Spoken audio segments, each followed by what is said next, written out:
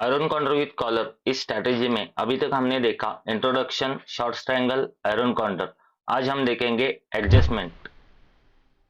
Hello दोस्तों, welcome back to stock दरबार। मैं सागर, स्टॉक दरबार के इस यूट्यूब चैनल पे आपका बहुत बहुत स्वागत।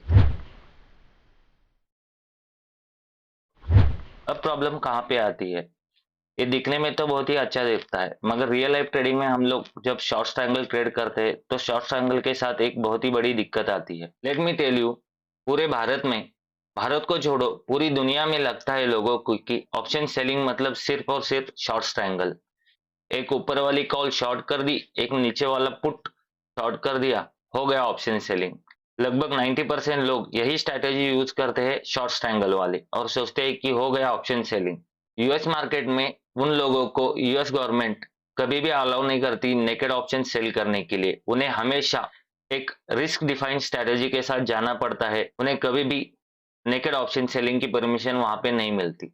हाँ, कुछ लोगों के लिए होता है जिनके अकाउंट साइज बहुत ही बड़े हैं, मगर एक रेगुलर रिटेल ट्रेडर के लिए वहां पे नेकेड सेलिंग अलाउ नहीं है। इसके बहुत सारे कारण हैं, उसे हम देखेंगे कुछ एग्जाम्पल के साथ। उसके लिए हमें ऑप्शन ऑप्स्ट्रा की वेबसाइट पे जाना पड़ेगा। हम लोग आ चुके हैं ऑप्स्ट्रा ऑप्शन की वेबसाइट पे। जो हमने लास्ट वीडियोस में एग्जाम्पल यहाँ पे लिए थे, उन्हीं एग्जाम्पल्स को हम लोग यूज करेंगे, किस तरह से हम लोग उसमें एडजस्टमेंट कर सकते हैं। बट आगे बढ़ने से पहले, ये जो पूरा कोर्स है वो एक बंडल है, और अभी तक आपने प्रीवियस वीडियोस नहीं देखे हैं, पार्ट 1 और पार्ट 2, तो आपको पहले ये वीडियो यहीं पे पॉज करना पड़ेगा और जाके पहले पार्ट 1 और पार्ट 2 देखना पड़ेगा। तभी जाके आप इस वीडियो को समझ पाएंगे कि किस एडजस्टमेंट की हम लोग यहाँ पे बात कर रहे हैं और किस प्रकार हम लोग उसे एडजस्ट कर सकते हैं। तो उसकी लिंक आपको आई बटन में मिल जाएगी, अदरवाइज आपको डिस्क्रिप्शन में भी मिल जाएगी। तो यहाँ पे शॉर्ट स्ट्रैंगल के साथ एक बहुत ही बड़ी दिक्कत है। सपोज आपने एक एटीएम स्ट्राइक प्राइस के ऊपर वाला 500 पॉइंट ऊपर वाला एक कॉल ऑप्शन सेल किया, और आपने एटीएम स्ट्राइक प्राइस के नीचे 500 पॉइंट वाला एक पुट ऑप्शन सेल किया, और किसी भी कारणवश मार्केट वॉलेंटली मूव किया। सपोज एक दिन में 400 300 पॉइंट का मूव निफ्टी ने दे दिया। जैसे आपने देखा होगा पिछले कुछ दिनों के पहले ही ऐसा मार्केट ने एक ड्रास्टिकल चेंज किया था अपने ट्रेंड में। जब मार्केट 300 400 पॉइंट का एक बड़ा मूव देता है और सपोज ऊपर मार्केट ने शूट अप किया, तो उस केस में क्या होगा? जो आपका कॉल ऑप्शन है वो आपको लॉस दिखाना चालू करेगा, और जो आपका पुट ऑप्शन है वो आपको प्रॉफिट देना चालू करेगा।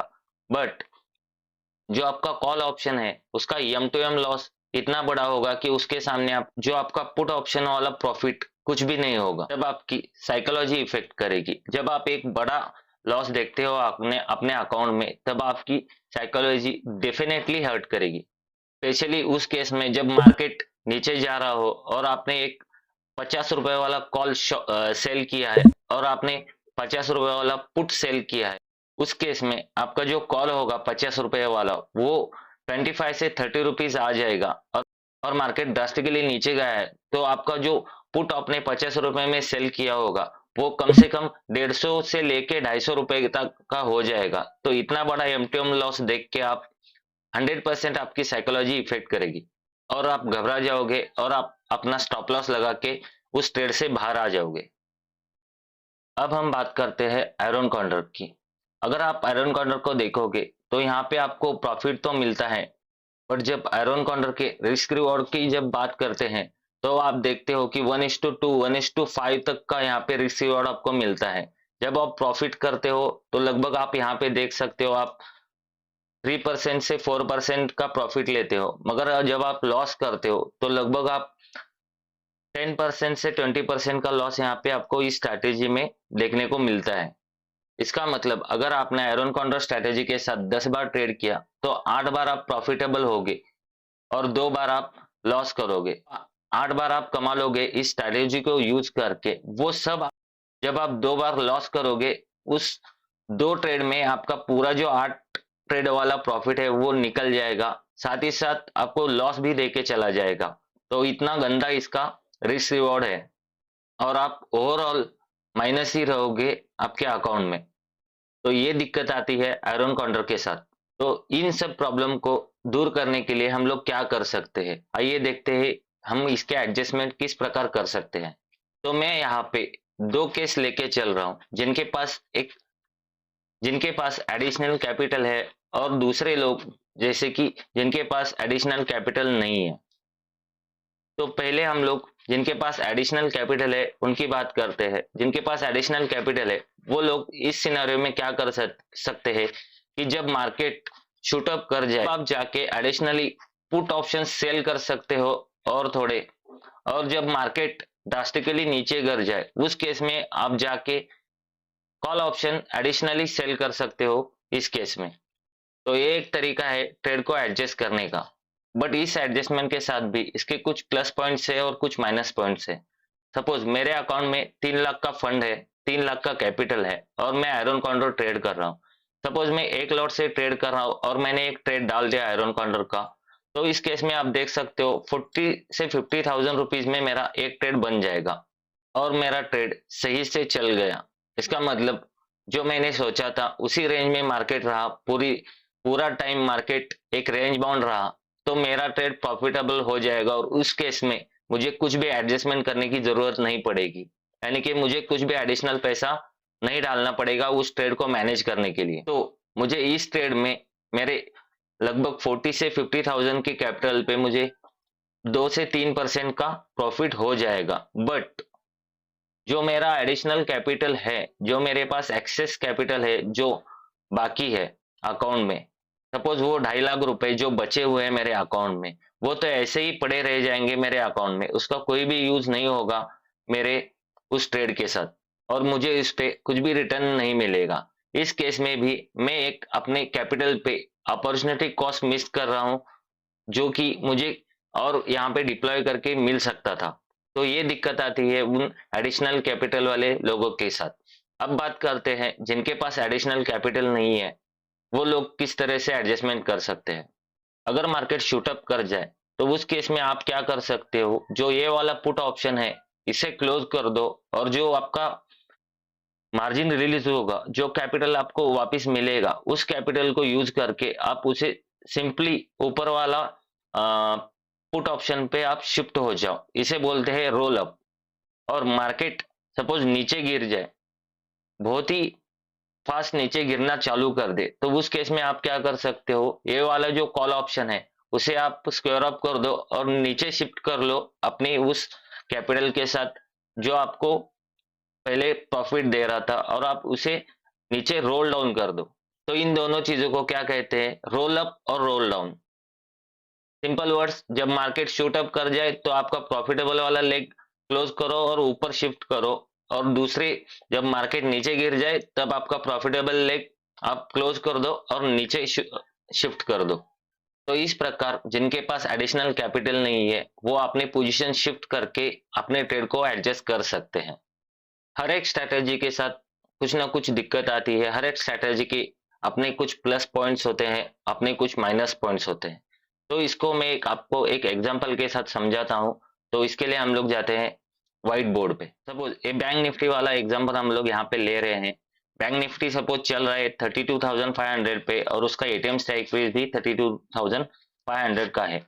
हमने दोनों साइड वाला 1,500 पॉइंट दूर वाला कॉल और 1,500 पॉइंट दूर वाला पुट ऑप्शन इस केस में सपोज हमने सेल किया है, शॉर्ट ट्रायंगल बनाया है। जब तक मार्केट इस 33,000 से लेके 31,500 तक आपका मार्केट रहेगा, तब तक आपको कोई दिक्कत नहीं आएगी, आपका ट्रेड अच्छे से चलेगा। टाइम डिके की वजह से आपको कुछ ना कुछ प्रॉफिट यहाँ पे मिलते ही रहेगा और आप प्रॉफिटेबल ही होगे। लेकिन किसी भी कारणवश अगर मार्केट ऊपर शूटअप कर जाए उस केस में क्या होगा, और उस केस में हमें क्या करना चाहिए। जब आप मार्केट ऊपर जाना चालू कर दे तो ये वाला जो पी जो आपने यहाँ पे सेल किया था उसे हम लोग क्लोज करेंगे और इसको हम लोग यहाँ पे शिफ्ट कर देंगे 31,500 के पी पे, और इसे हम लोग वापिस से शॉर्ट कर देंगे। और इसके बाद भी अगर सपोज मार्केट रुका नहीं और सीधा ऊपर ही चलता चला जाए तो उस केस में हम लोग क्या करेंगे, यहाँ से इसको शिफ्ट करेंगे और यहाँ पे सपोज हम लोग 32 यहाँ पे हम लोग शिफ्ट करेंगे, जो यहाँ पे होगा हमारा लगभग 32,000 वाला जो एक सेकेंड में यहाँ पे लिख देता हूँ 32,000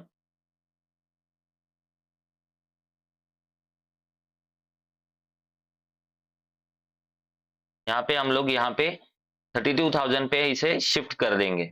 मगर आपको कभी भी मार्केट को इस वाला जो आपका जो कॉल ऑप्शन आपने सेल किया है, अगर आपको कभी भी मार्केट को अलाउ नहीं करना है, जो आपका सोल्ड कॉल है, जो आपने सेल किया हुआ कॉल ऑप्शन है उसके ऊपर उसे इन द मनी कभी भी होने नहीं देना है। किसी भी सिनेरियो में जब ये वाला कॉल ऑप्शन आपका इन द मनी हो जाए या होने की चांसेस आपको दिखे, तो आपको क्या करना है, इस ट्रेड को हमें क्लोज कर देना है। जो भी लॉस होगा वहां पे हमें लॉस बुक करना है और हमें शिफ्ट करना है ऊपर वाली साइड। जो भी आपका कॉल ऑप्शन होगा इस केस में 34,500 वाला कॉल ऑप्शन हम लोग यहाँ पे सेल करेंगे और इसे हमारी जो भी पोजीशन है यहाँ से लेके यहाँ तक हम लोग वापिस से शिफ्ट कर देंगे उस पोजीशन को। इस तरीके से नॉर्मल लोग एडजस्टमेंट करते हैं। मगर सपोज मार्केट यहाँ पे ऊपर चला गया और हमने, जैसे मैंने बताया, इस पोजीशन को यहाँ पे शिफ्ट किया और इस पोजीशन को हमने 32,000 पे शिफ्ट किया और उसके बाद सडनली मार्केट ने अगर नीचे ड्रॉप कर दिया तो उस केस में हमारा वापस से लॉस होना चालू हो जाएगा और वापस से हम लोग और एक बड़े प्रॉब्लम में अटक जाएंगे। तो इस तरह के प्रॉब्लम यहाँ पे आती है इन स्ट्रेटेजीज के साथ और इन एडजस्टमेंट के साथ। इसी तरीके से लोग इन ट्रेड में ट्रैप होते हैं। अगर मार्केट ऊपर चलता चला जाए और आपने पोजीशन को आपने मूव नहीं किया, शिफ्ट नहीं किया ऊपर की साइड, तो आपका जो कॉल वाला लॉस है वो बहुत ज्यादा होगा पुट के जो प्रॉफिट है उसके मुकाबले। अगर आपने एडजस्टमेंट किया और पुट ऑप्शंस को आपने शिफ्ट किया और मार्केट जैसे मैंने बताया कि रिवर्स हो जाए वहां से, तभी भी आप उस केस में आप दिक्कत में आ सकते हो।